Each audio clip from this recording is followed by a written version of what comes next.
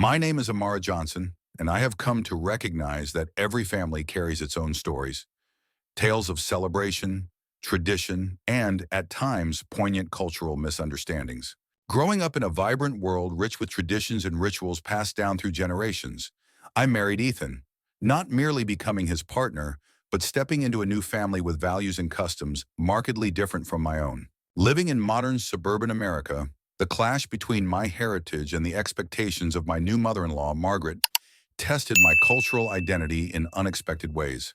Margaret is a tall, elegant white woman steeped in old-school traditions, with a refined taste for order and etiquette, and sometimes an unyielding insistence on what she deems the proper way to celebrate life.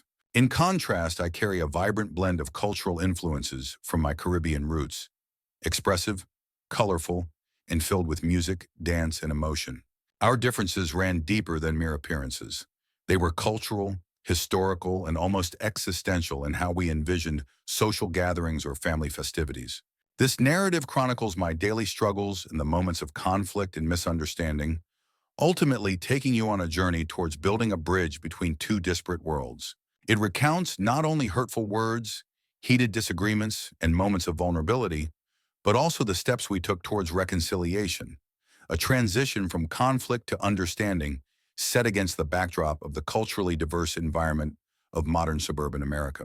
Initially, I often felt like a visitor in my own home, navigating an intricate dance of manners that left me dizzy and questioning my upbringing. I vividly recall the first holiday dinner at the Johnsons, a meticulously planned affair where every fork and knife was positioned with precision and conversations unfolded in carefully structured turns. Wearing a traditional Caribbean dress adorned with vibrant colors and textures, I felt out of place amid the muted tones of the setting created by Margaret's careful design. Laughter erupted like fireworks over fragmented conversations. Yet I struggled to find my voice amid the clinking of wine glasses and polite exchanges that skimmed over deeper sentiments. After one particularly stilted evening, where I accidentally mispronounced a classic dish, something unforgettable like beef Wellington, Margaret's polite smile faltered. I could see the disappointment in her eyes, and that single moment crystallized into a lingering tension that hung in the air long after the guests had left. It was in that silence that I began to comprehend how profoundly our choices and actions could reverberate through the fabric of our relationship, shaping it in ways we couldn't initially perceive. Days turned to weeks, and as the seasons changed, so did our interactions. I made it a point to learn more about the nuances of Margaret's family traditions, shadowing her in the kitchen while she prepared family staples, asking questions that often felt too personal. In return, I invited her into my world during intimate family dinners, where roti was needed and curries intensified with spices, the air filled with laughter and the rhythms of calypso music. There was something liberating about sharing my culture, allowing her to experience the warmth of my roots that thrived in spontaneity, where joy was a fleeting moment and dance was as natural as breathing. With time, the barriers between us eroded. I discovered that beneath her stern exterior, Margaret was a woman who cherished family bonds just as deeply as I did, albeit expressed through different cultural traditions. One evening, while preparing for a family gathering, she revealed an old photo album filled with pictures from her childhood celebrations, dances, birthdays, and weddings. As she traced her fingers over the faded images, she recounted nostalgic stories brimming with laughter about the messes and mishaps that ultimately became cherished memories. It was then that I realized our struggles mirrored each other. We turned out to be caretakers of our family legacies, both working to forge connections amidst the kaleidoscope of our contrasting traditions. We began to meld our worlds not as an obligation, but rather as a beautiful exchange, creating hybrid celebrations, Christmas dinners that featured jerk chicken alongside traditional honey-baked ham, for instance. This fusion of flavors and stories defined not just our families in isolation, but celebrated our growing bond as two women learning from one another in a world that often craves clarity amidst rich complexities. The experience was profound, and the respect between us deepened. With every shared recipe and every laugh spilling over casual conversations, we wove new narratives of love and acceptance that combined our cultural roots into something uniquely ours, a fabric stitched with understanding, openness, and compassion. I no longer felt like an outsider in my own home. Instead, I became a co-weaver of our story, one that celebrated both my Caribbean heritage and Margaret's refined traditions. This is not merely a tale of two women navigating their differences, but a testament to the power of understanding, illustrating how patience and empathy can reframe the narratives we inherit and the connections we forge. In the heart of suburban America, amid the lingering scent of spices, children's laughter, and the warmth of family gathered around the table, I found reconciliation, not merely as an end, but as a vibrant new beginning, a beautiful bridging of cultures and hearts. The undercurrents of tension simmered from the moment I stepped into Margaret's meticulously maintained home. I recall hushed comments as I entered the dining room, decorated in a pastel theme that was as pristine as it was impersonal. Margaret's eyes, always observant, held a mix of cautious curiosity, as if she were trying to decipher the exotic traces of my heritage that eluded her understanding. The tension intensified during our first family dinner. Margaret had prepared a menu of classic American fare: roast chicken, mashed potatoes, and green beans, while I had quietly hoped for a chance to introduce a dish from my tradition. A spicy, tangy stew simmered with secret spices and served with rice and peas. When I mentioned the idea, her expression tightened in disapproval. "We are not a restaurant for experimenting with what is exotic," she had said flatly, leaving me speechless and wounded. Deep down, I felt a mix of disappointment and frustration. This was supposed to be a time for merging our lives, a celebration of unity. Yet here we were, tethered by culinary traditions that felt more like barriers than bridges. The clinking of silverware soon aggravated the silence, as Margaret strained to maintain conversation with my parents, who exchanged awkward glances, clearly sensing the growing unease permeating the atmosphere. Perhaps this was a pivotal moment that illustrated the difficulty of merging two distinct cultural identities. As dinner progressed, I couldn't shake the feeling that I might always be perceived as an outsider in this family. Just as I was considering a silent revolt, my father interjected, clapping his hands together and beaming. "So tell us about your stew, dear," he said, casting a playful glance at Margaret. It was a clear attempt to diffuse the tension, and I felt a flicker of hope that perhaps this was my chance to share a piece of who I truly was with them. As I spoke, my words flowed freely, detailing the vibrant colors of the ingredients, the fragrant aromas that wafted through my kitchen back home, the way the stew had once warmed my soul on frosty nights. However, I could see Margaret fidget, her frown deepening as she tightened her grip on her fork. "That all sounds lovely, but you have to understand that American meals have their own traditions too. Why don't we focus on what's familiar?" she retorted, the coldness of her tone returning like a winter chill. "Fine," Margaret finally conceded with a sigh, her resistance wearing thin. "Perhaps we could try a little of your stew alongside the chicken. Just a taste, wish we no one." A small victory surged within me, though the battle felt far from won. I noticed my mother nodding approvingly, her enthusiasm glowing like the warm flicker of candlelight. "Fine," Margaret finally conceded with a sigh, her resistance wearing thin. "Perhaps we could try a little of your stew alongside the chicken. Just a taste, kind." A small victory surged within me, though the battle felt far from won. I noticed my mother nodding approvingly, her enthusiasm glowing like the warm flicker of candlelight. I hurried to the kitchen, my heart racing as I prepared a small pot of the aromatic stew, diligently stirring while replaying the evening's events in my mind. Would this be a turning point, or merely another stone in the wall between Margaret and me? Time held its breath as I strained the bright concoction, pouring it into a small bowl. When I returned to the table, the hesitation was palpable, yet curiosity lingered in the atmosphere. As I placed the bowl in the center of the table, I searched the faces around me for signs of acceptance. To my surprise, my father was the first to scoop some onto his plate, cautiously mixing it with the mashed potatoes. "Now that's an interesting combination," he grinned, tasting the blend with genuine intrigue. The others followed suit, and soon Margaret, albeit reluctantly, took a hesitant spoonful. Her eyes widened for a brief moment, the surprise evident as the flavors danced across her palate. "Well, not what I expected," she finally admitted, her voice softening into a playful tone. A shared laughter erupted, and in that instant, the tension began to dissolve, revealing the potential for connection. Perhaps this dinner was not merely a meal, but a step toward understanding one another, one spoonful at a time. I realized that much like the stew, family gatherings could comprise diverse flavors, each unique and essential. Perhaps, just perhaps, we could craft a new tradition together, one that honored both our backgrounds while allowing us to explore the rich tapestry before us. In that moment, I realized that every day in this new life could bring another clash of values. For me, food was more than sustenance. It was a story of my ancestors, a living testament to our resilience, creativity, and spirit. For Margaret, deviations from her expectations were unacceptable, a breach in the order she had thoughtfully constructed for our family gatherings. As I stood there, a pot simmering on the stove, I felt the weight of tradition pressing down on me. It was a delicate balance, how to honor the recipes lovingly passed down through generations while navigating the unyielding expectations Margaret upheld. My thoughts drifted to the flavors of my childhood, the rich aromas of my grandmother's spice-laden stews, the joy of plucking ripe tomatoes from the garden, and the laughter that surrounded every meal. Each dish was a celebration of history, a link to roots that ran deep and entwined with love.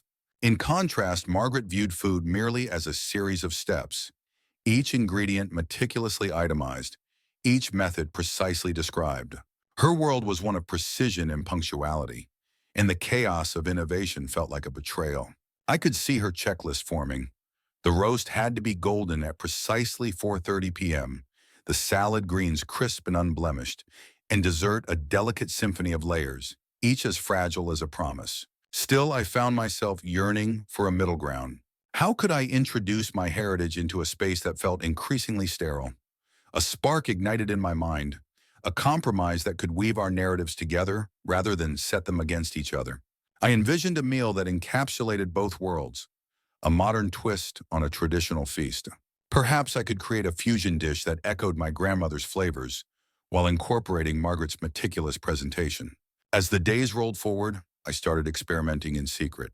I took a classic herb chicken recipe and infused it with spices my grandmother cherished, a hint of cumin, a dash of turmeric. I could almost hear her voice guiding me, feel her spirit wrapping around me like the warmth of an oven. I adjusted cooking times and temperatures meticulously, balancing my intuition with Margaret's demand for consistency.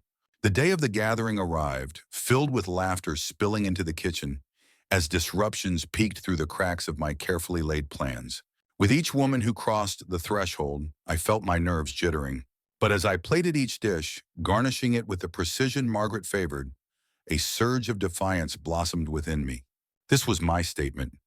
This was how I could bridge our culinary divide.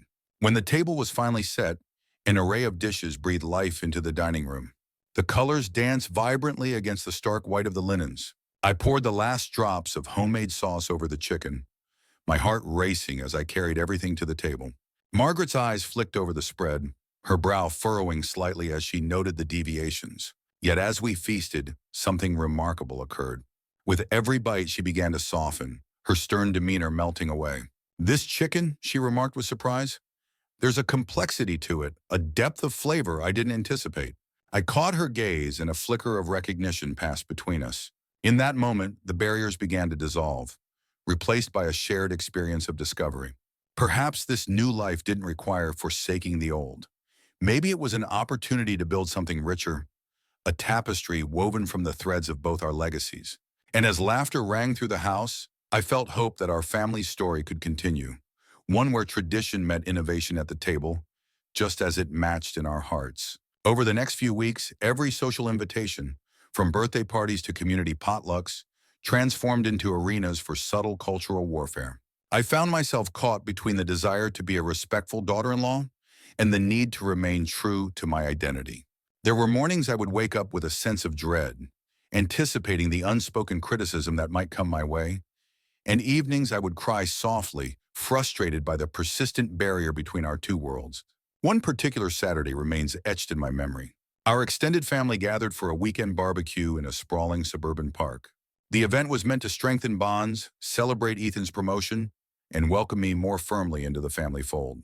As always, Margaret planned every detail meticulously, complete with a detailed schedule and a dress code that signaled refined.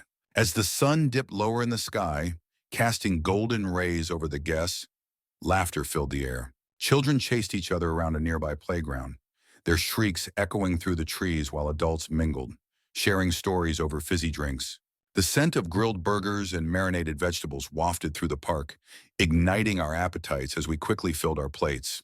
In the midst of this jovial atmosphere, I noticed Ethan standing by the grill, a twinkle of pride in his eyes as he flipped the burgers with deftness.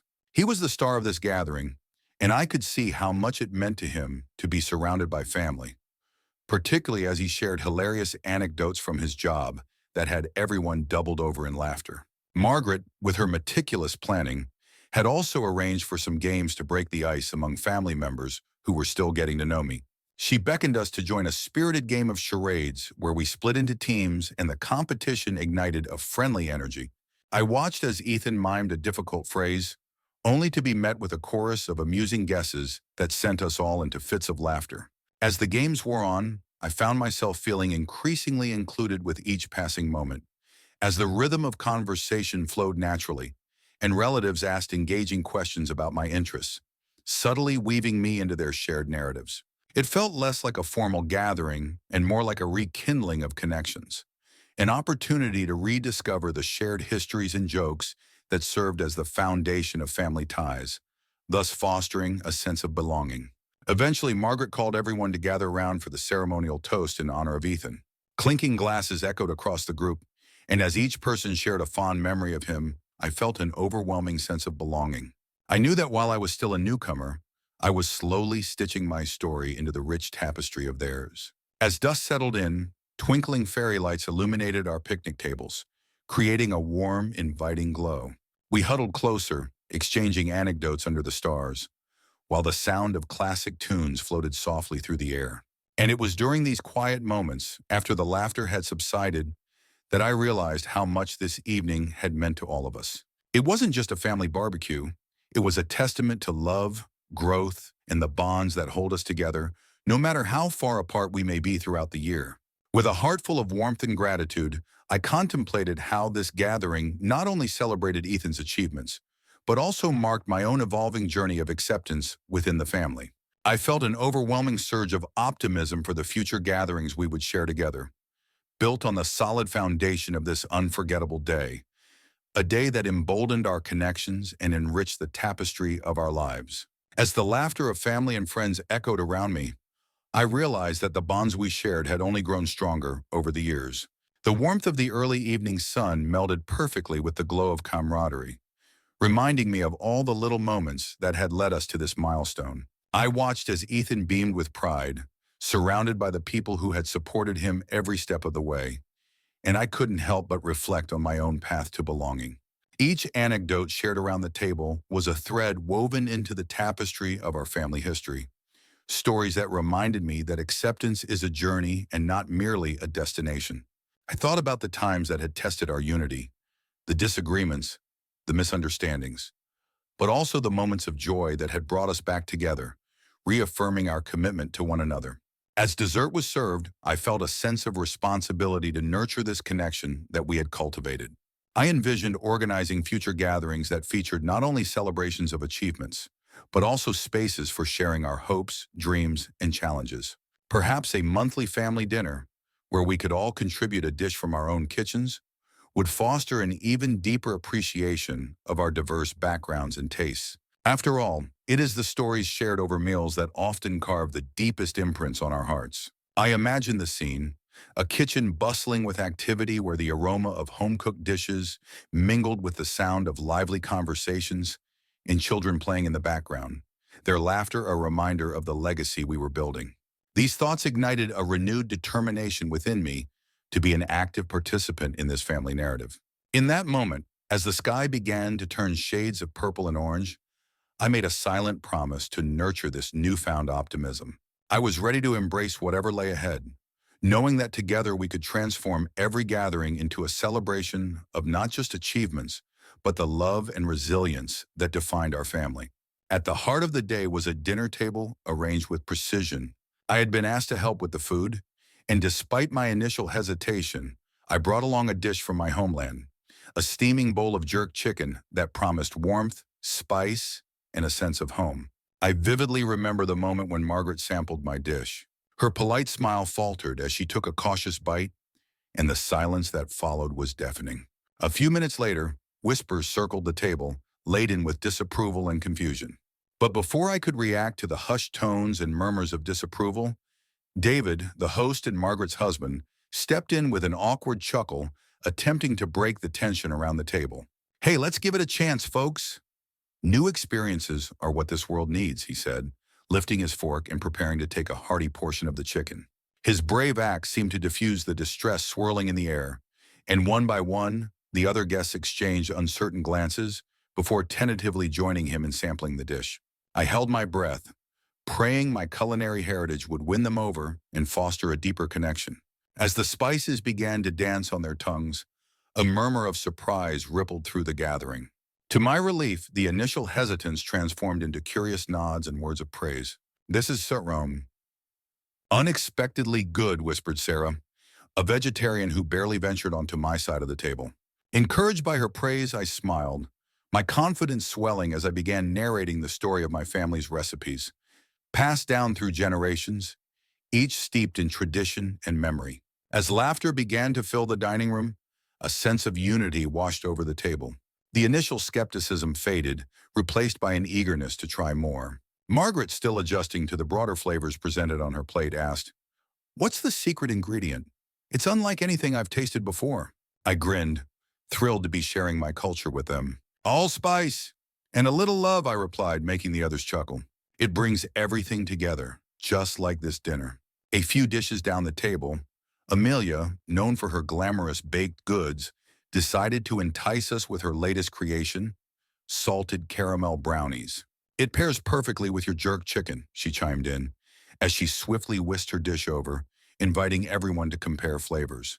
The evening became a delightful exchange of culinary adventure, where cultural boundaries melted away like the rich chocolate in Amelia's dessert.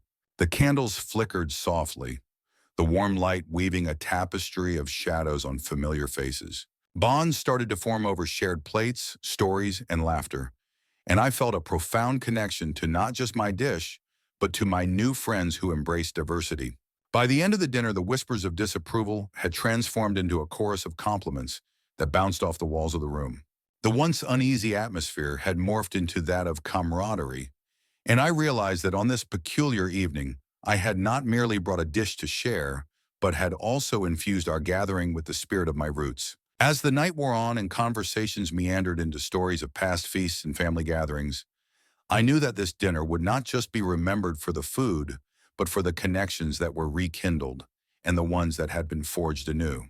Long after the last plate was cleared and the final laughter faded into the night, I felt a comforting warmth settle in my heart. A reminder that sometimes taking a leap of faith can bridge the gap between cultures and create lasting memories. "It's too spicy," an aunt remarked quietly to another, and I could sense Margaret's eyes pinpointing me, silently admonishing me for my deviation from her traditions and expectations. Ethereal sadness and anger twined within me, as I had always believed that food, like all forms of celebration, should unite rather than divide. To me, the aroma, the taste, and even the heat were integral to my identity. Yet here, my very essence was being questioned, leaving me to ponder how we could truly bond as a family. That evening, as I sat alone on a park bench watching the remnants of the gathering, the discarded napkins, half-eaten slices of cake, and faint echoes of conversations, I realized that the conflict was not just about a dish or a party. It was about our inability to see beauty in diversity, about an entrenched rigidity that left little space for a blend of cultures. In the following months, conflicts over social gatherings became a recurring theme in my life. Margaret's insistence on hosting family celebrations according to her strict parameters clashed with my desire to infuse our gatherings with a mix of traditions that were part of my identity. Every planned event was an opportunity for our differences to rear their abrasive heads. During a holiday celebration, a winter party designed to showcase the classic American Christmas, Margaret went to great lengths to decorate the house with white snow, garlands, and cherished ornaments. Accustomed to the vibrant carnivals of my childhood, where every festival burst with color and life, I attempted to enhance the atmosphere by adding a colorful table runner, candles in vivid hues, and decorations reminiscent of Caribbean carnival traditions. As I laid the runner across the table, I could almost feel the warmth of my childhood celebrations fill the room. My family had always believed that festivals were meant to be a riot of colors and flavors, embracing the essence of joy that comes from togetherness. However, Margaret's meticulous curation created a space that felt more like a scene from a holiday card, where each detail spoke of nostalgia and tradition.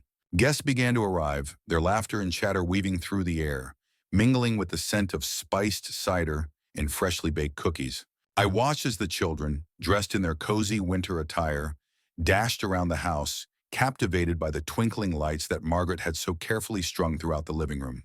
They reminded me of fireflies glowing in the evening dusk, bringing a sparkle of excitement even on the coldest winter night. As the evening progressed, I decided to share one of my favorite holiday stories, a tale of my family's annual celebration that involved a vibrant dance that welcomed the new year. With every word, I painted a vivid picture of drums, horns, and the infectious spirit of a Caribbean celebration. The room grew quieter, and although Margaret's decorations held strong strains of tradition, I could see curiosity spark in the eyes of those who were not familiar with such customs. They leaned in, eager to understand how my background shaped my view of the holidays. Inspired, I proposed a blend of both our traditions for the next festive gathering, a fusion of Margaret's winter wonderland with my Caribbean flavor. I could envision it. One side of the room, a snowy paradise complete with gingerbread houses and nutmeg delights. The other, an explosion of color filled with island music and dance. The idea ignited bursts of conversation among the guests, everyone chiming in with their own tales and experiences, creating camaraderie born from the shared human experience of celebration. As the night wore on, I felt a sense of unity developing, one that transcended our diverse backgrounds. We gathered around the table adorned with both Margaret's classic arrangements and my colorful additions, raising our glasses not just to a season, but to a newfound appreciation for each other's cultures. In that moment, I realized that the beauty of the holiday was not just in the decorations or the food, but in the spirit of inclusion and the stories we carried. It marked the beginning of a new tradition, one where we could celebrate the richness of our differences while embracing the joys of the season together. As laughter filled the air, I noticed the sparkle in everyone's eyes reflecting the twinkling lights strung above our heads. It was a reminder that we were not just sharing a meal, we were weaving a tapestry of experiences and beliefs. Stories began to flow freely, each person sharing the significance of their favorite holiday traditions. I learned about Rami's family gatherings, where they celebrated with a feast that lasted for days, filled with rich spices and animated storytelling, while Sarah recounted the simple joys of her childhood, where caroling and charity were the cornerstones of her family's celebrations. Amidst the sharing, I found myself captivated by the different ways we expressed love and gratitude. Each dish became a representation of our history. Margaret's famous pumpkin pie, steeped in her grandmother's recipe, and my own dish, a vibrant quinoa salad inspired by my travels. The table transformed into a kaleidoscope of flavors, a true reflection of who we were as individuals and a community. As the evening progressed, I proposed a toast to our shared future, and in that moment, I felt an unspoken bond solidifying around the table. We raised our glasses, not only to honor the traditions of the past, but to embrace the possibilities of the future. A sense of determination washing over us. We could create a space where everyone felt welcome and valued, regardless of their backgrounds. In the days that followed, whispers of our gathering lingered like the aroma of spices. We each took it to heart, organizing monthly meetups that would blend elements from our cultures into a rich mosaic of experiences. Our once disparate lives began to intertwine as we explored unfamiliar customs and made efforts to learn from one another. Ultimately, it became clear that our new tradition was more than just a holiday affair. It was a commitment to fostering understanding and respect. Through our gatherings, new friendships blossomed, conversations deepened, and the spirit of inclusion grew robust. When the next holiday season approached, we eagerly awaited the chance to celebrate, knowing that our gatherings would continue to illuminate the beauty of our collective story. My efforts were met with a hushed murmur of disapproval as Margaret softly chided, "We must retain the dignity of this celebration. There's no need for such flamboyance." The pain in her voice was not just about aesthetics, it was a rejection of a part of me, a subtle but effective reminder that my traditions did not quite belong. As I stood there, the colorful ribbons I had so painstakingly chosen felt like weights around my wrists, pulling me back into conformity. I bit my lip, holding back the retort simmering in my mind. What did dignity mean if it required suppressing who we truly were? Wasn't a celebration meant to bring joy, lifting our spirits and embracing our identities? Margaret's gaze drifted away, her thoughts seemingly entangled in the delicate balance of tradition and acceptance. I wondered how much of her own identity she had sacrificed at the altar of societal expectations. The muted hues of the decorations seemed to mirror the constrained lives many led, all for the sake of propriety. I took a deep breath, and a wave of determination washed over me. This was my moment to shine, not hide. But what if we could bridge both? I proposed tentatively, trying to keep the peace while asserting my stance. What if we infuse some of my traditions into yours? It doesn't have to be an either-or situation. Can't we celebrate our differences rather than stifle them? My heart raced, a mixture of trepidation and excitement sparking in my chest. Margaret turned back to me, her brow furrowing slightly as she considered my words. I could see the wheels turning in her mind, the clash of old and new battling for dominance. In that moment, a flicker of hope ignited within me. Maybe I wasn't alone in this after all. Others, like Martin and Clara, shared furtive glances, their faces reflecting a silent solidarity. You might be onto something, Martin ventured, creating a ripple of surprise within the gathering. What if we had sections for the traditional alongside yours? We could develop a melding of cultures, creating something unique that honors both sides. The room buzzed with a mix of excitement and uncertainty. The air thickened with endless possibilities. Clara nodded enthusiastically. Exactly. We could showcase a dance that represents both traditions. Imagine the beauty in that harmony. Her enthusiasm was infectious, and suddenly the idea of melding our celebrations began to feel possible, a tangible dream that was coming alive before our very eyes. Seeing Margaret's stiff posture begin to relax was the first victory of many to follow. All right, she conceded, her voice softer than it had been earlier. Let's see what this fusion looks like, but let's ensure it remains tasteful. It was a small victory, perhaps, but one that inspired me to believe in the potential for change. I could feel my heart swell with pride, a mix of gratitude for the support of my friends and a burgeoning hope for the possibility of acceptance. The celebration would still retain its roots, but it would not be shackled by them. Our differences would no longer be a burden, but rather a mosaic rich with stories waiting to be told. And as we began brainstorming new ideas, laughter filling the air, I felt the colors of my dreams gradually seep into the celebration, each stroke adding vibrancy to a canvas that was once gray and lifeless. This was more than just about dignity. It was about embracing the power of our shared humanity, about creating a celebration that felt like home for all of us. For weeks after that party, I wrestled with guilt, questioning whether my cultural expressions were inherently offensive to my new family. My internal struggle was marked by sleepless nights and long hours of introspection.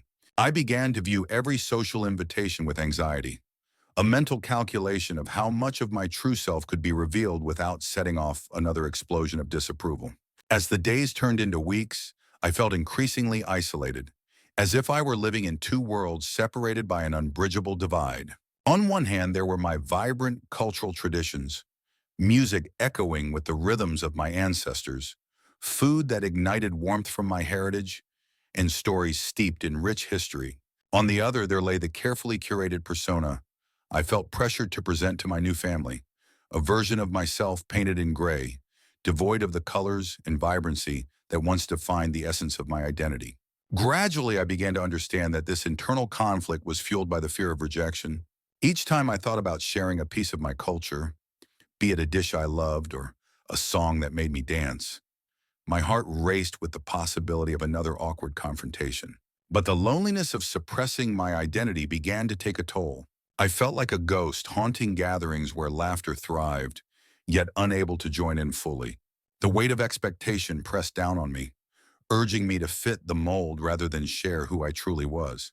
It was during a quiet evening, surrounded by the familiar sounds of my own community, that something shifted. I listened to an elder share stories that evoked laughter and tears in equal measure. In that moment, I realized the power of authenticity. Could it be that embracing my heritage might not only liberate me, but also enrich the experiences of those around me? Filled with a renewed sense of purpose, I started to weave my culture into everyday interactions. Cautiously at first, buoyed by this small resurgence of confidence, I decided to host my own gathering, a fusion of my traditions and the new influences I'd encountered. I curated the menu to include dishes representative of my roots, alongside flavors that my new family had shared with me. I carefully mapped out an agenda, planning cultural exchanges that would show my appreciation for their customs while inviting them to understand mine. It was a bold step, a chance to bridge the chasm that had formed. As I opened my heart, I discovered the eruption of disapproval I had feared transformed into a beautiful dialogue. In that moment, I understood that true acceptance requires courage, to risk revealing the parts of ourselves we once feared would be rejected. I could express my cultural identity unabashedly, confident that as I embraced who I was, others might be inspired to do the same. This lesson, forged in the fires of my struggles, taught me that cultural exchanges extend beyond sharing food and stories. They are about fostering understanding and empathy. In that moment, I understood that true acceptance requires courage, to risk and to lay bare the parts of ourselves that we once feared would be rejected. I could express my cultural identity without apology, confident that as I embraced myself, others might also be inspired to do the same. It was a lesson forged in the fires of my struggles, teaching me that cultural exchanges are not just about sharing food or stories, but about fostering understanding and empathy. In my diary, I often poured out my thoughts, lamenting the fact that such small differences could cause such deep emotional wounds. Each entry was a cathartic release of internal turmoil. I wrote about the pain of feeling alien in the place where I was supposed to belong, and about the paradox of love mixed with cultural estrangement. Change often arrives disguised in confrontation, presenting itself like a storm cloud on the horizon, initially hidden until it unleashes its fury.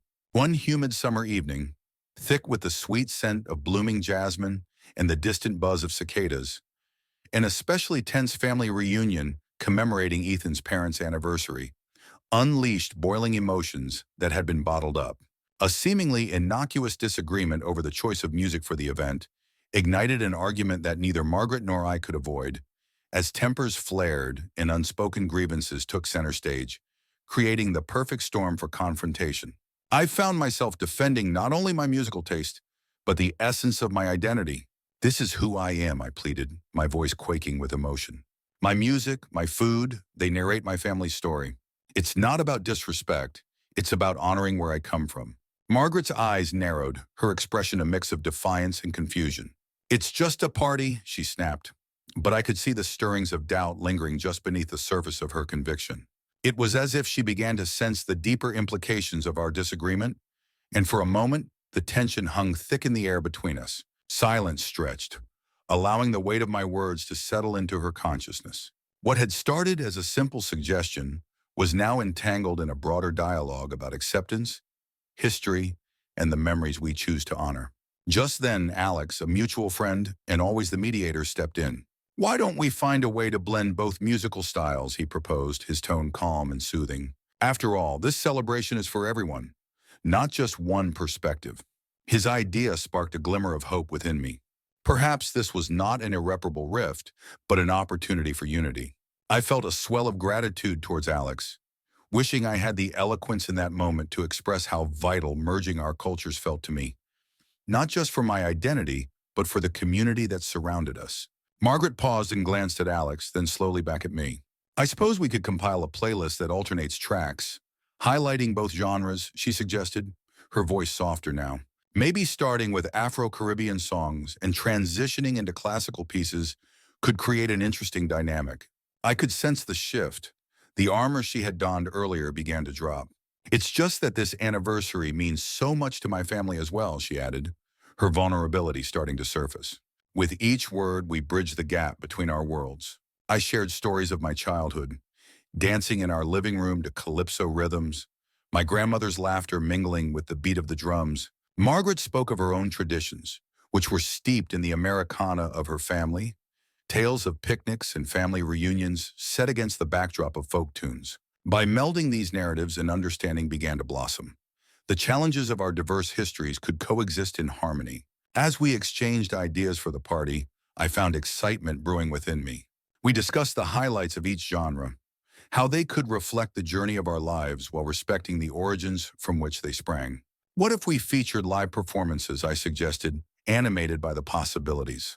"We could even invite local musicians to provide a rich experience that showcases both styles." Margaret smiled at the thought, and for the first time, I felt a sense of shared enthusiasm in the air. In that moment, amidst flickering candles and the faint echo of music swirling in my mind, I recognized that our differences didn't have to divide us.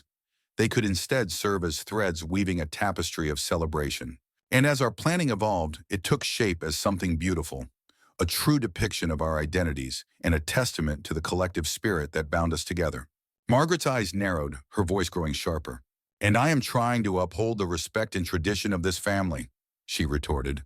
In that heated moment, the past and the present collided. Years of built-up misunderstandings came crashing forth. Each word was a painful reminder of our differences and the barriers we had unconsciously erected. Ethan looked on helplessly, torn between loyalties, while other relatives shifted uncomfortably, caught in the crossfire. As the tension hung in the air, Margaret took a deep breath, her composure wavering. "You think I don't understand what it means to honor our ancestors?" she said, her tone softening slightly, yet still laced with emotion. "I've spent my whole life trying to preserve the essence of this family, even when it seemed like no one else cared." Her gaze shifted over the family gathered, searching for support, for understanding. Ethan shifted his weight from one foot to the other, a light sheen of perspiration forming on his brow. "But at what cost, Margaret?" He finally found his voice, breaking through the tension. "You're holding on to the past so tightly that you're missing out on what can unite us in the present. Can't you see that?" His words resonated across the room, and a few family members nodded, signaling their agreement. Margaret's expression faltered, and for a moment, vulnerability flickered in her eyes. "What do you suggest then?" she asked, her defensive walls beginning to crack. "That I just forget everything we've built?" "No," Ethan replied, stepping forward with newfound resolve. "We build on it. We acknowledge our roots while also embracing who we are today. Our history is a part of us, but it's not all of us." His voice grew stronger as he continued. "This family has the potential to evolve. We can honor our past without being imprisoned by it." As the words hung in the air, Lydia, the youngest cousin, piped up timidly from the back. "I just want us all to get along. Can't we find a way to celebrate where we came from and still be who we are now?" Her innocence cut through the tension, and the room fell silent as everyone turned to reflect on her sentiment. Margaret's shoulders relaxed slightly. Maybe we can compromise," she said slowly, allowing the idea to take root in her mind. "What if we create a new tradition? One that brings the old and new together. We could share stories of our ancestors while also celebrating our individual journeys." Ethan nodded enthusiastically. "That's a start, and let's involve everyone regardless of age. Each one of us has a voice that deserves to be heard. Perhaps it's time we turn this family gathering into a space for sharing, healing, and growth." Encouraged by Ethan's enthusiasm, several relatives began to murmur in agreement. Margaret looked around the room, feeling the weight of years of conflict slowly lifting. Perhaps this was the turning point they all needed, a moment of connection that transcended anger and misunderstanding. In that shared silence, a glimmer of hope sparked. Family members began to engage, offering tentative ideas and sharing their thoughts about memories and aspirations. It was a fragile beginning, but it represented a willingness to bridge the grand divides that had once seemed insurmountable. As the conversations unfolded, laughter and stories mingled in the air, slowly weaving a new tapestry of familyhood, one that honored the past, embraced the present, and looked forward to a more united future. The confrontation left me emotionally drained. I retreated to my room that night, my heart pounding with anger and sorrow. I questioned whether I belonged anywhere, feeling more isolated in a family that seemed unwilling to accept a part of me. However, within that pain lay the seed of change. The confrontation had forced both Margaret and me to confront the stark differences in our cultural values. Although the night ended with unresolved tension, it opened up a pathway for honest dialogue, an avenue we hadn't dared explore before. Over the following days, I avoided Margaret, unsure if another clash was imminent. But as silence hung heavy in the house, I began to wonder if our mutual estrangement was, in fact, a protective barrier. Perhaps beneath the layers of disagreement, there was room for understanding. If only we could peel back our defenses. The turning point came unexpectedly. It was a cool autumn afternoon when Ethan arranged a quiet meeting between Margaret and me in the family garden. A neutral place, adorned with the soft glow of fall colors. Ethan, always the mediator, encouraged us to speak openly about our feelings and experiences. I was hesitant at first, still raw from our recent altercation, but deep down I understood that acceptance and compromise were the only paths forward. Sitting across from each other at a small wooden table surrounded by rustling leaves, I began to share my story. I spoke of my childhood in the Caribbean, of nights filled with music, dancing, and laughter, and the importance of celebrating life in its fullness. I told her about how these traditions were a lifeline, a way of preserving the memory of my ancestors, and a source of strength in times of hardship. My voice wavered as I recounted moments of vulnerability, of feeling rejected when my ways were questioned. As I spoke, I noticed her eyes glistening with understanding, as if she too could hear the echoes of my past. She leaned forward, intrigued, her fingers tracing the grain of the table, reflecting on her own experiences. I encouraged her to share, inviting her into the tapestry of conversation that we were weaving. She opened up about her upbringing in a small town, where dreams often felt stifled by the weight of expectation. Her stories mirrored my own in many ways, revealing a shared understanding of struggle and resilience. Together, we painted a picture of our lives with the colors of our memories, each stroke revealing a deeper sense of connection. We spoke of the universal truths that bind us, the power of community, the solace found in shared meals, and the healing nature of art. I described the vibrant festivals that adorned my childhood, where the air was filled with the scent of jerk chicken and the sounds of steel drums. She recounted the small gatherings in her hometown, where neighbors would come together for potlucks, each dish a reflection of love and tradition, bringing stories to life. As dusk settled around us, the sound of crickets began to fill the air, and I felt a flicker of warmth in my chest. I talked about the importance of passing down these traditions, how they not only honor our past but shape who we become. She nodded in agreement, her expression thoughtful, and I could sense a shift within her. "It's like we're all storytellers," she said softly, "each carrying pieces of our culture that can inspire others." I smiled, recognizing the truth in her words. Our stories, while unique, held threads that connected us through time and space, illuminating the path forward. As the shadows grew longer, I proposed we document our stories together. "Let's create something that honors our journeys," I suggested, excitement bubbling within me. She brightened at the idea, her enthusiasm infectious. We spent the next hour brainstorming, imagining a project that could bridge the gap between our worlds, a book or an art piece that celebrated the intersection of our experiences.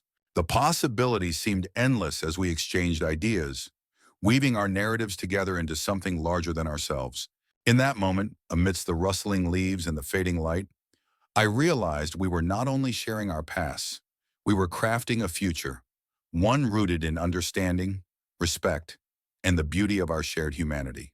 Our meeting had become a catalyst for something profound, a reminder that in every heart lies a story waiting to be told, and together we could create a mosaic rich with the colors of our diverse cultures. As the sun dipped below the horizon, casting a golden hue across our gathering, we turned our gaze to the flickering flames of the campfire, its warmth creating a circle of light in the encroaching darkness. With every crackle of the wood, stories flowed like the stars beginning to twinkle overhead, each narrative adding another layer to our collective tapestry.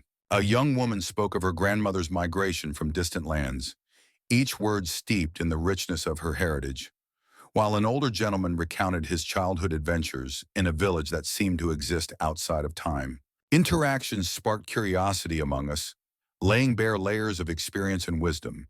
We leaned in, eager for more, recognizing that our differences, once perceived as obstacles, were now bridges connecting us in unexpected ways. It was evident in our laughter and gentle nudges of encouragement, reinforcing the notion that every story shared illustrates a step toward unity.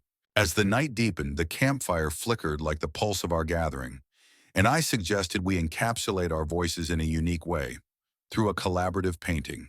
Each of us would contribute a brushstroke or a symbol that represented our roots and desires for the future. This idea ignited a flame of enthusiasm, and soon colors danced across a canvas, vibrant and meaningful, each stroke telling a tale of dreams, struggles, and triumphs. With each passing moment, bonds strengthened. We were no longer strangers, but a community woven together by shared commitment and understanding. As the stars lit up the night sky, I looked around at the faces illuminated by the firelight, each reflecting a dedication to forging a future built on connection and empathy. Finally, as the hour grew late and the embers dwindled, we all made a pledge to keep this circle alive, to foster the conversations that matter, and to remember that every time we gather, we stand on the threshold of creating something extraordinary. In that twilight hour, I understood that this was merely the beginning of our journey together, a commitment not just to our own stories, but to the stories of others that would weave into the fabric of our shared existence. To my surprise, as I spoke, I saw a transformation in Margaret's eyes. Her hardened expression softened, and for the first time, I sensed that she was beginning to understand the depth of my connection to my heritage. She too, in a tentative voice, shared her perspective. Margaret revealed the pressures she had endured as a young woman, striving to create a stable, respectable image for our family. For her, order, tradition, and a certain formality were not just preferences. They were the foundation upon which she had built her life. "I never meant to reject you, Amara," she confessed, her eyes glistening with unshed tears. "I was taught that preserving tradition was the only way to honor those who came before us. It wasn't until now that I realized that traditions can evolve and merge, creating something new and beautiful." In that moment, we both recognized that our conflict was not an irreparable imbalance of good versus bad. It was the challenge of integrating two different worldviews into a harmonious whole.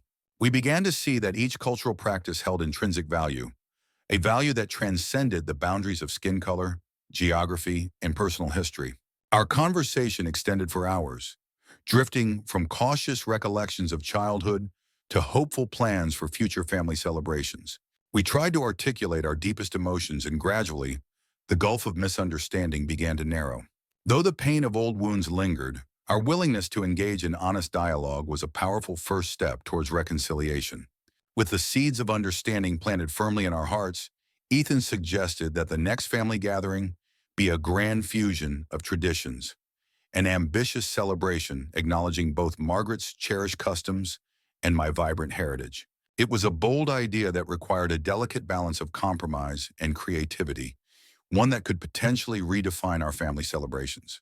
The planning phase was both exciting and nerve-wracking, teeming with possibilities and uncertainties. Ethan took on the role of the enthusiastic coordinator, working closely with both Margaret and me. Together, we meticulously crafted a schedule that allowed for a medley of events, aiming to honor each culture while creating an atmosphere of togetherness.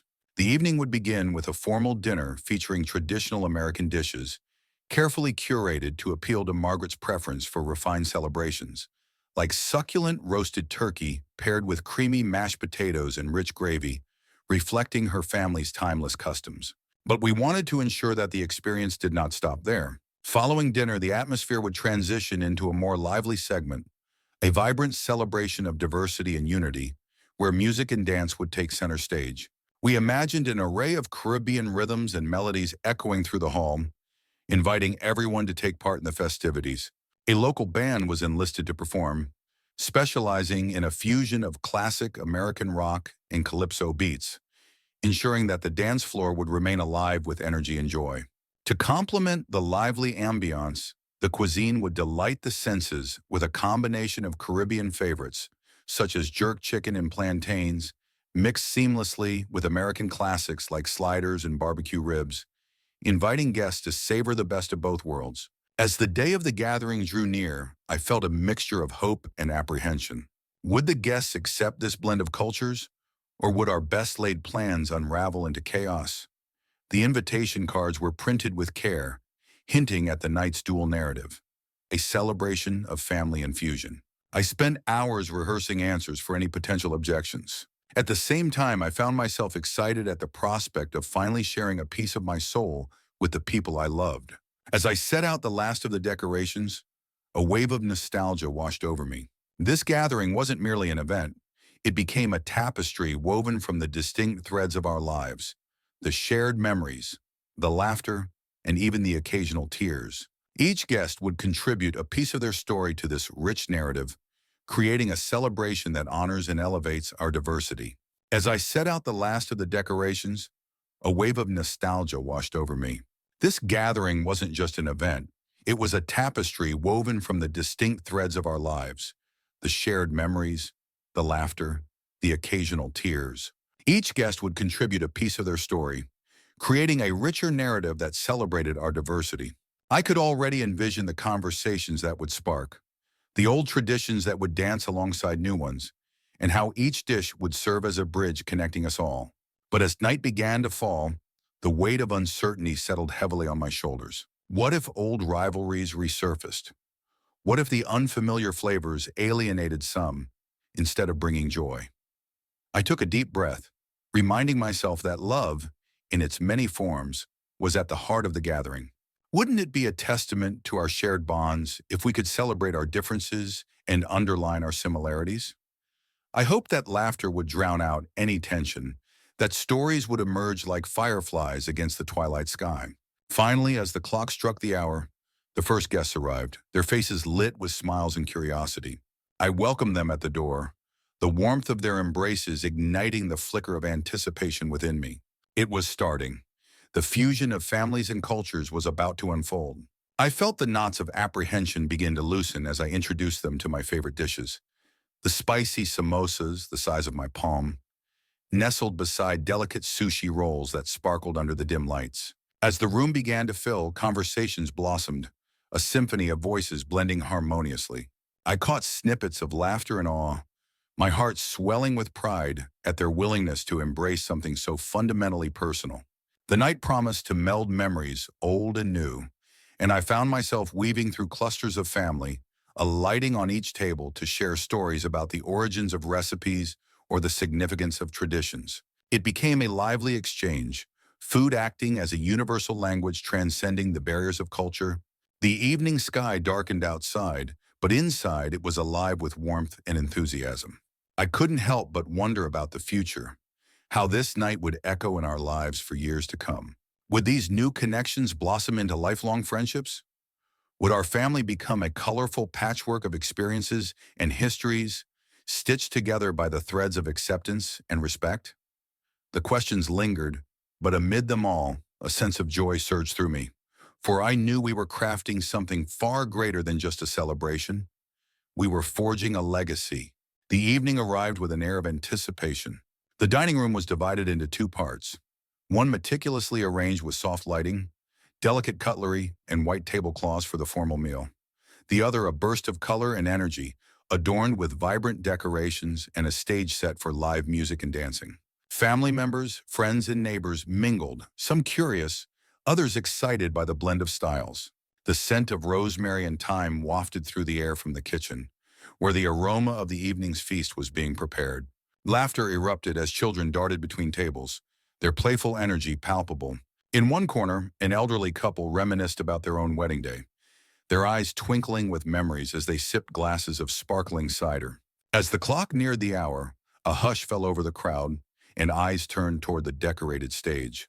The local band, known for their lively tunes, took their places with practiced ease, instruments gleaming under the twinkling fairy lights. The first notes filled the room, blending seamlessly with the chatter and clinking of glasses. Anticipation surged as the host stepped forward to welcome everyone, their voice warm and inviting, echoing the spirit of the gathering. Tonight we celebrate not just a milestone, but the bonds that weave us together, they proclaimed, eliciting cheers and applause from the audience. Once the speeches concluded, the formal dinner commenced. Each course was a masterpiece, artfully presented and crafted with care, echoing traditions from both sides of the family. With each bite, stories were shared, laughter rippled through the room, and friendships old and new were rekindled. As the main course was cleared away, the energy shifted back toward the stage. Couples began to sway, first slowly, then with increasing enthusiasm, as the band introduced a lively jig. One by one, guests joined in, the dance floor transforming into a tapestry of movement and joy. The celebration was alive with music, joy, and the sweet promise of new memories being made under the glow of the evening. With a flicker of lights, the room took on a warm glow, and the chance for shared moments became clearer. The perfect culmination of lives intertwined through love, family, and friendship. The night was young, and as the band played on, so did the laughter and the dancing beneath the stars, marking a night that would be remembered for years to come. The formal dinner went off without a hitch. Margaret's expertise shone through as each course was served with impeccable timing and grace. The conversation was polite, the atmosphere calm. I sat quietly, feeling both gratitude and a lingering yearning for the warmth of familiarity. Then as the clock struck the hour, The lights dimmed in the formal section, and the stage in the adjoining room lit up. The audience hushed, eyes drawn toward the performers entering the stage. The soft strains of a string quartet began to weave through the air, settling like an inviting embrace around the room. I leaned forward in my chair, the formalities of the dinner fading as the melodious notes danced tantalizingly close to my heart. There was something distinctly enchanting about live music. Its ability to transport you from the confines of an elegant banquet hall into realms of unspoken dreams and nostalgia. As the musicians took their places, I couldn't help but reflect on the evenings of my youth, when my family would gather around the fireplace, the sound of laughter and music filling our modest living room. Those moments felt far removed from the polished elegance of tonight's dinner, but they remained etched in my memory like precious jewels. I miss the familiarity of home, my mother's gentle laughter, the discussions that breezed from topic to topic like leaves carried by a playful wind. The music crescendoed, bringing me back to the present. I glanced at the other guests, their faces illuminated with wonder. Each note fluttered like a butterfly, stirring emotions that lay just beneath the surface. I felt somehow connected to them, strangers sharing a fleeting moment of beauty. A quiet man in the corner caught my eye. He held his glass aloft as if toasting not only to the occasion, but to the ephemeral nature of life itself. It reminded me of how important it is to savor moments like these, however brief. As the performance continued, my yearning for familiarity began to shift. While I longed for the comfort of home, this gathering, with its elegance and unexpected joys, began to weave itself into the fabric of my own narrative. I allowed myself to sink deeper into the experience, letting the music envelop me, each note resonating with the hopes and dreams I had yet to articulate. When the final piece came to a closing, the audience erupted into appreciative applause, the echo of clapping hands igniting something new within me. Maybe I didn't have to choose between my past and the present. Perhaps I could embrace both. The night had just begun, and with it, the promise of new connections and stories waiting to unfold. Music filled the air. Not the restrained melodies familiar to Margaret's refined palate, but the energetic, pulsating beats of Afro-Caribbean rhythms that resonated with every fiber of my being. I stepped forward, a little hesitantly at first, and invited a few younger cousins to join me on the dance floor. To my delight, more family members began to cross over, their faces lighting up with a spark of unexpected joy. Even Margaret, initially reserved, could not hide her surprise as she watched the transformation of the evening. While I danced and celebrated, I noticed her silent observation, a blend of curiosity and cautious pride touching her expression. In that moment, the celebration was more than just a party. It was a powerful symbol of integration, a testament to the idea that two contrasting cultures could indeed coalesce to create a unified, beautiful whole. In the weeks following that transformative evening, the atmosphere at home was noticeably different. The tension that once lurked beneath every interaction had eased, replaced by an unspoken agreement to explore and accept our differences. Family gatherings, which had once been fraught with anxiety and discontent, gradually evolved into opportunities for learning, sharing, and healing. As the days turned into weeks, we found ourselves engaging in deeper conversations that had previously felt off-limits. Each family member began to share their personal stories, revealing layers of frustrations, dreams, and aspirations that had been buried under years of misunderstanding. It was during these candid discussions that I learned about my brother's struggles with his identity, which he had kept hidden out of fear of disappointing us. His revelation opened a floodgate of compassion, allowing us to rally around him with love and support, something that had eluded us for far too long. Our dinner table transformed into a sanctuary where we not only celebrated our differences, but also our shared experiences. We introduced theme nights, where each week one family member would share a dish representing their cultural background or personal tastes. From spicy Thai curries to rich Italian pastas, these nights not only became about food, but also emerged as vital platforms for storytelling. Each dish naturally came with its own tale, sparking rich discussions about our diverse lineage and the roles we play within its intricate tapestry. As spring approached, we decided to take our newfound openness outside. We began weekend hikes where the beauty of nature provided the perfect backdrop for continued dialogue. Surrounded by the soothing sounds of rustling leaves and flowing streams, we spoke freely about our fears and hopes. My sister, who had always felt overshadowed by our parents' high expectations, finally articulated her desire to pursue a career in the arts, a passion she had given up in exchange for perceived stability. Seeing her light up with excitement as she shared her plans brought tears to my eyes and reignited the spark of aspiration in our family. Months passed, and with each gathering, the bonds between us grew stronger. Our home became filled with laughter and a genuine sense of belonging. We began to plan a family retreat, somewhere we could all unplug and focus on each other without the distractions of daily life. This trip would serve as a celebration of our journey, a recognition of how far we had come and the potential that lay ahead. As I reflected on the incredible transformation we experienced, I realized that it all started with vulnerability. Our willingness to be open, to listen without judgment, and to share without fear had created a safe space for us all. It became clear that embracing our differences was not just a matter of coexistence, but a path to deeper connection. We had turned our once fractured family dynamics into a quilt of shared experiences, each patch unique yet beautifully intertwined. Now looking ahead, I am filled with hope. No longer bound by the weight of unspoken grievances, we are ready to confront the world together, united in love and acceptance. The journey is ongoing, but each day presents new opportunities to grow, learn, and thrive as a family. Margaret and I began collaborating on small projects, like designing menus for holiday dinners that acknowledge not only traditional American recipes, but also incorporated touches from my Caribbean heritage. We experimented with ingredients, blending spices with seasonal vegetables, and reinvented classic desserts by adding a twist inspired by tropical fruits. Each culinary experiment was both a lesson in mutual respect and an artful dance of compromise. As our collaboration deepened, we found ourselves inspired to take things further. We decided to host a series of dinner parties where we could showcase our creations to friends and family, turning our private experiments into public celebrations. The first gathering was a modest affair, but the excitement in the kitchen was palpable. Before guests arrived, we prepped a vibrant jerk chicken alongside a creamy rosemary potato gratin that my mother had taught me. The bold flavors of the chicken paired perfectly with the comforting richness of the gratin, and as I plated each dish, I felt a surge of pride in what we had accomplished together. Word of our culinary night spread quickly, and soon we had a diverse group of people eager to experience our fusion cuisine. Each dinner brought new challenges and opportunities to innovate. One evening, we introduced a mango tart that had both American and Caribbean elements, a crisp pastry shell filled with creamy custard and topped with slices of ripe, juicy mango. The reaction from our guests filled the room with laughter and compliments, feedback that only fueled our creativity further. In the weeks that followed, we collaborated not just in the kitchen, but also in brainstorming future themes, from a Caribbean Christmas to summer solstice celebrations.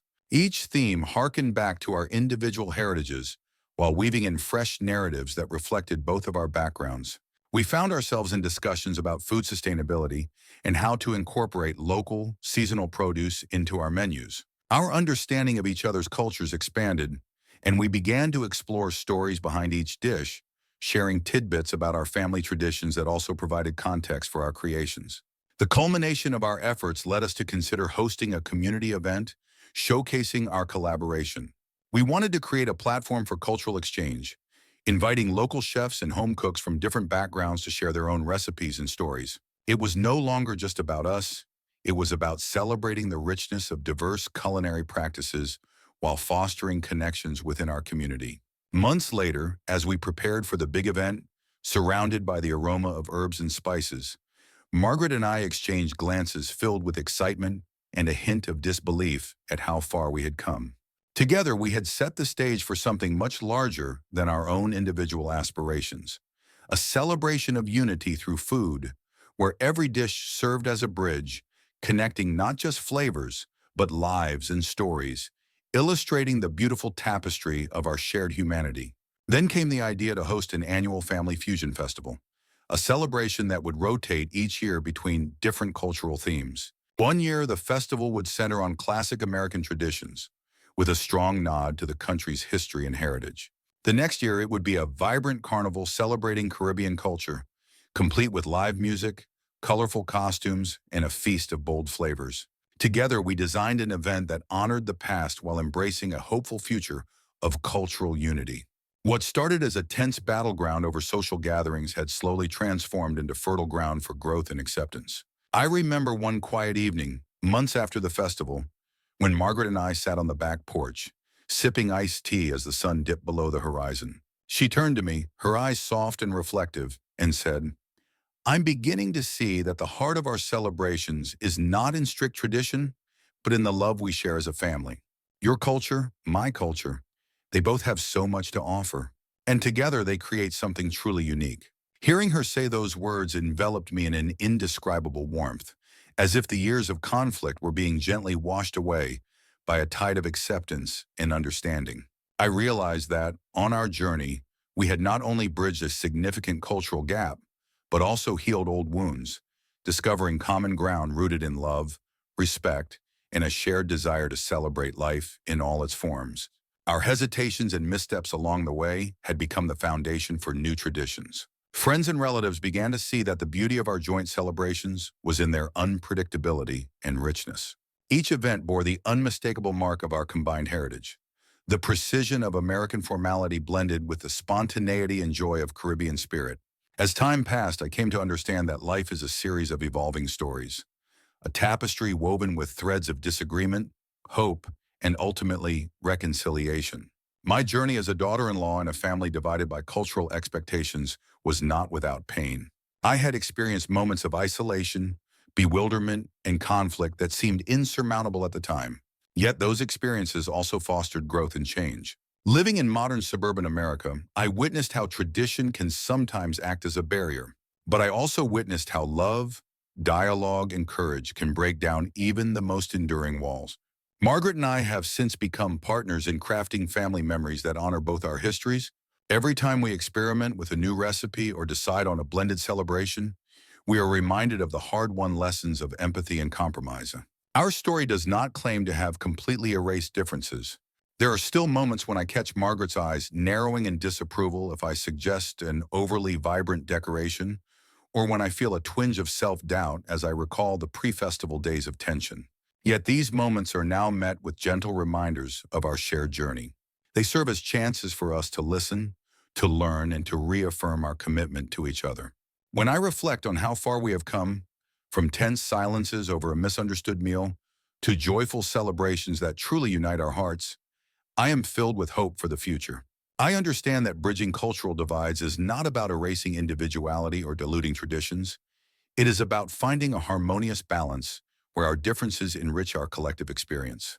As I write these words from the perspective of a daughter-in-law who once struggled to be understood amidst the vibrant tapestry of my new family, I find myself reflecting on the transformative journey I've undertaken. This journey has not only reshaped my relationship with my formidable mother-in-law, whose wisdom and strength often felt daunting at first, but it has also served to weave a tighter bond within our family fabric.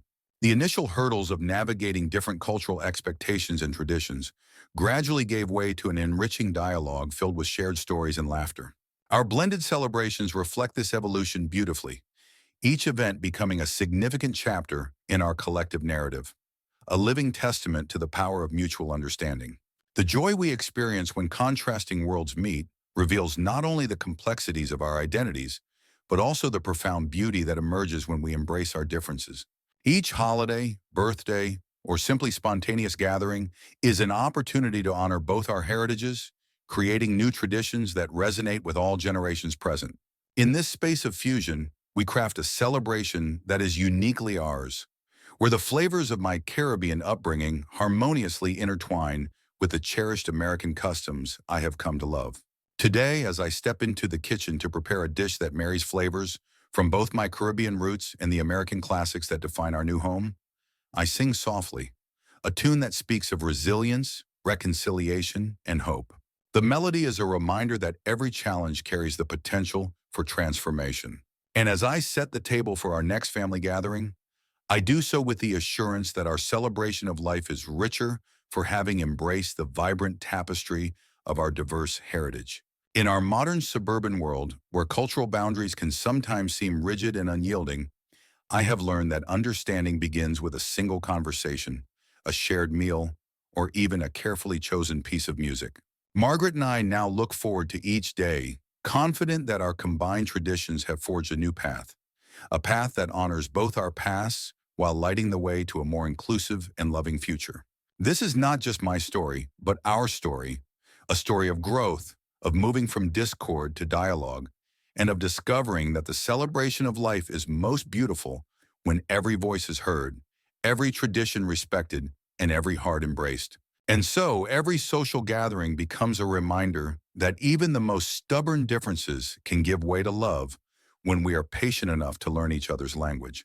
In the quiet aftermath of our celebrations, as silence turns to soft chatter and the night draws its velvet curtain over the suburban streets, I realize one undeniable truth. The bridge between two cultures is built not of compromise alone, but of genuine empathy and the courage to celebrate all that makes us unique. And in that shared understanding, we find our greatest strength. My journey continues full of promise and possibility, each day a new chapter in the evolving story of our family. With every celebration, with every meal prepared, and every song sung, I honor both the heritage that has shaped me and the new traditions that are born from our shared love. In the end, it is our commitment to each other that transforms cultural clashes into opportunities for enrichment, understanding, and, ultimately, unity. And so, I move forward filled with hope, gratitude, and an open heart, ready to face the future, celebrate new beginnings, and honor both the legacy of my past and the evolving tapestry of our family's future. As I sit back and reflect on the path we have traveled, I know that our journey is far from complete. There will undoubtedly be more challenges, more moments of misunderstanding, and yet more beautiful opportunities to blend our worlds. Each new day offers a chance to reach out a little further, to listen a little more carefully, and to celebrate the diverse experiences that define us. In this modern suburban life, where the intersection of cultures can often seem both delicate and fraught with tension, I choose to see the potential for growth. The laughter of children playing in the yard, the aroma of a meal cooked with care, and the soft strains of music dancing through the open windows. All these remind me that life is a vibrant tapestry of countless threads. And it is in the weaving together of these threads that we create a masterpiece of shared humanity. My mother-in-law and I now share a bond forged through trials and tempered by honest communication. While the scars of our earlier conflicts remain, a quiet reminder of how easily fear and miscommunication can divide us, they also serve as landmarks on our journey toward deeper connection. Every festival we host, every meal we share, and every dialogue we initiate is a building block for a future in which our differences are celebrated, not condemned. I hope that our story serves as a gentle reminder that bridging cultural divides is not about losing oneself, but about expanding the ways in which we express love and understanding.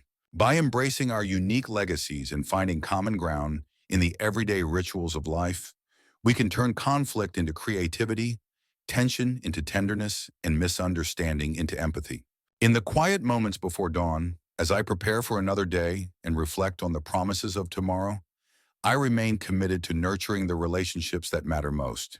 My hope is that one day, every family, every community, and every culture will recognize the strength that lies in our shared vulnerabilities and the beauty inherent in our diversity. This journey is a testament to the transformative power of love and understanding, a journey that continues as long as we are willing to listen, learn, and celebrate every facet of who we are. May our shared story inspire countless others to build bridges where once there were walls, and to discover that in the symphony of our differences, the music of unity resounds the loudest. And so I move forward filled with hope, gratitude, and an open heart, ready to face the future, celebrate new beginnings, and honor both the legacy of my past and the evolving tapestry of our family's future.